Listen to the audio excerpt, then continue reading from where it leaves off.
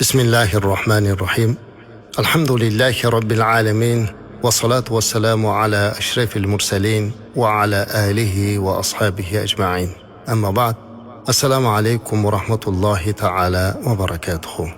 Muhtaram azizlar, Alloh haq subhanahu va taoloning fazli karami ila siz azizlar bilan yana didorlashish baxtiga musharraf bo'lib turibmiz. Alloh taolo suhbatlarimizni hammamizga manfaatli aylasin. Musulmon borki, o'ziga nimani ravo ko'rsa, shuni boshqa musulmon birodariga ham ravo ko'radi. Chunki payg'ambarimiz alayhissalom komil iymonlik musulmon shunday kishiki, u o'ziga nimani ravo ko'rsa, boshqa birodariga ham shuni ilinadi deb o'rgatdilar. Shuning uchun o'zimiz yaxshi ko'rgan, bizda mana shu ne'matni bo'lishligini ko'p xohlagan bir mukofot borki, mana shuni sizlarda ham bo'lishini xohlaymiz. Bu jannat azizlar. Dunyoda jannatga tushishlikni orzu qilmaydigan biror inson yo'q. Har bir musulmonning orzusi jannatga kirmoqlik ekan azizlar. Jannatga kirish imkoniyati Ramazon oyida bizlarga ko'proq ato qilinadi. Chunki payg'ambarimiz alayhissalatu vassalam marhamat qiladilar. Ramazon oyi kirganda jannat eshiklari ochib qo'yiladi. Do'zax eshiklari berkiladi, shayton kishanlanadi. Shunday ekan azizlar, Ramazon oyida hammamiz Allohdan so'rab taqvo bilan, ibodat bilan, yaxshi ezgu amallar bilan jannat tomon intilmoqligimiz lozim. Endi albatta biz bugun jannat haqida gapirar ekanmiz, biz bu dunyoda turibmiz. Hali ko'zimiz bilan ko'rmagan, faqatgina payg'ambarimiz alayhissalatu vassalam tomonidan bizga yetkazilgan g'oyib ilm bo'lgan jannatga iymon keltirib, unga oshiq bo'lib intilyapmiz. Lekin dunyo azizlar, bu o'sha jannat tomon bizni olib borishlikka tayyorgarlik ko'radigan amaliyot maydoni. Mana shu dunyoda eson-omon imtihonlardan, sinovlardan o'tib olsak, Alloh nasib qilsa, siz bilan biz jannatda yuz ko'rishamiz. Dunyo imtihon azizlar. Insonda turli tuman imtihonlar qilishligini ko'p joyda Alloh aytgan. Hammasi imtihon.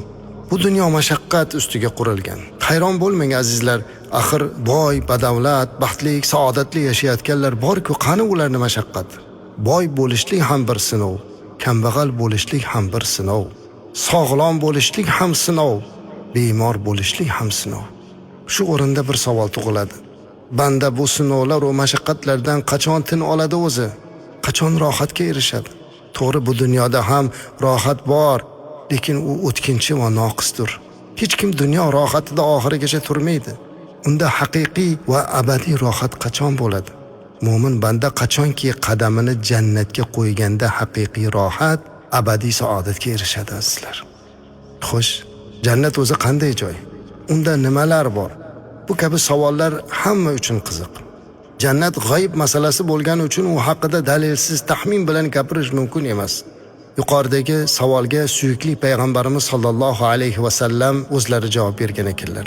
U zotdan ham jannat haqida so'ralganda, Abu Hurayra radhiyallohu anhu dan rivoyat qilingan hadis Imom Buxoriyda keladi. Aytadilar, Rasulimiz alayhi salatu vasallam shunday dedilar: "Qolalloh, Alloh shunday dedi: A'tadtu li ibadi solihin ma la aynun ra'at va la udhunun sami'at va la khatara ala qalbi bashar." Ya'ni solih bandalarimga ko'z ko'rmagan, quloq eshitmagan, biror insonni hayoliga kelmagan narsalarni tayyorlab qo'yganman dedi. Imom Buxoriy rivoyati. Ha azizlar, Alloh bizga jannatda shunday narsalarni tayyorlab qo'yibdiki, ko'zimiz ko'rmagan, quloqimiz eshitmagan, biror insonni hayoliga kelmagan ne'matlar bor. Mana shunga intilyapmiz. Alloh taolo bandalarini jannatga qiziqtirish uchun Ar-Rahman, Voqea surasi, G'oshiya, Inson va yana bir qancha suralarda jannat sifatlarini bayon qilib bergan. Shuningdek, payg'ambarimiz sollallohu alayhi va sallam ham o'zlarini juda ko'p hadislarda jannatni vasf qilganlar. Vasf qilganda ham ko'zlari bilan ko'rib sifatlaganlar. Jannat bu katta mavzu azizlar. Hatto u haqida ulamolar alohida kitoblar, risolalar yozganlar. Shuning uchun uni ehtimol biz bir suhbatda bayon qilishligini imkonini topolmaymiz. Avval ham bir oz jannat haqida gapirgan suhbatlarimiz bor, ammo to'la bayon qilishlik uchun 1-2 suhbatlar kifoya qilmaydi. Biz bugun siz bilan jannat sizga muborak degan mavzuda suhbat qilar ekanmiz. Bir oz mana shu jannatni o'zi haqida ma'lumot olishlikka harakat qilamiz. Siz azizlarga aytmoqchi bo'lgan jannat vasfi bu qisqacha tanishish deb qabul qilasiz. Qur'on oyatlari va sahih hadislarda kelgan jannat vasflarini sizlarga ilindik. Bu dunyo tugab, qiyomat qoyim bo'lganidan keyin barcha insonlar so'roq-savol, hisob-kitoblardan o'tib bo'lganlardan keyin mu'minlar farishtalar qurshovida jannat sari ketib bormoqdalar. Har bir ummatning oldida o'z payg'ambar uzoqdan juda ham xushbo'y, o'ta yoqimli muattar hid taralmoqda. U jannatning hidi. Uning xushbo'y ifori 40 yillik masofadan, ba'zi rivoyatlarda 100 yillik masofadan, ba'zilarda esa 500 yillik yoki 1000 yillik masofalardan kelib turadi deyiladi. Tasavvur qiling, jannatga yetib borishga 1000 yil hali yo'l bor, lekin jannatning hidi kelib turadi, muattar hidi. Bu masofalarning har xilligi insonlarni amallariga ko'ra bo'lar ekan. Shunday insonlar bor ekanki, ular hatto 1000 yillik yo'ldan jannat hidini hidlar ekan. Shunday insonlar bor ekanki, ular 100 yillik, 50, 40 yillik masofadan hidini bilar ekan. Amallarga qarab hidlar bilinar ekan. Mana shu muattar hidlar ila jannat tomon borar ekan. Uzoq yo'l yurilgandan so'ng butun haloyiq jannat eshigi oldida to'planadi. Lekin oldinga borishga hech kim jur'at qila olmaydi. Hech kim. Shunda yig'ilganlar orasidan payg'ambarimiz sollallohu alayhi va sallam chiqarkanlar-da eshik tomon yurib borar ekanlar va uni halqasini taqillatadilar. Ichkaridan Rizvon, ya'ni jannat qo'riqchisi, "Man huwa? Kim u?" degan ovoz eshitilar ekan. Shunda payg'ambarimiz alayhisolatu vasallam, "Men Muhammadman" deyarkanlar.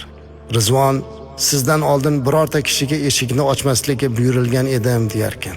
Eshik ochilib, hamma ichkariga kira boshlaydi. Jannatning 8 ta eshigi bor azizlar. Hatto ba'zi rivoyatlarda 13 ta ham deyilgan.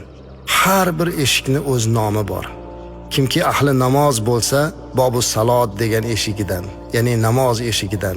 Roza ahli esa Bobur rayyon, rozadorlar uchun ajratilgan eshikdan kiradi. Bu dunyoda ko'p sadaqa qilganlar esa Bobus sadaqa eshigidan kirar ekanlar.